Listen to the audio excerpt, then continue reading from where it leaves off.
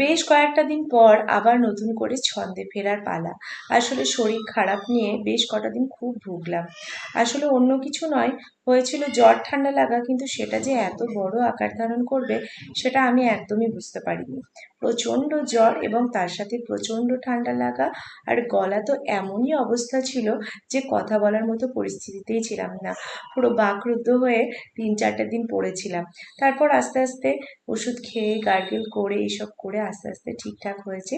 যদিও বা এখনো গলা শুনে বুঝতে পারছো কিছুটা ভারী ভারী ভাব আছে, তবুও সব কিছুই যখন শুরু হয়েছে তখন ব্লগটাই বা কেন শুরু হবে না। তবে আমি খুবই দুঃখিত যে এতগুলো দিন আমি তোমাদের সাথে কোনো ব্লগই শেয়ার করতে পারিনি। আস্তে আস্তে টুকটাক করে বড় ব্লগ দিলেও মিনি ব্লগ একদমই দিতে পারিনি। তো যাই হোক, আবার নতুন করে সব কিছু শুরু করেছি।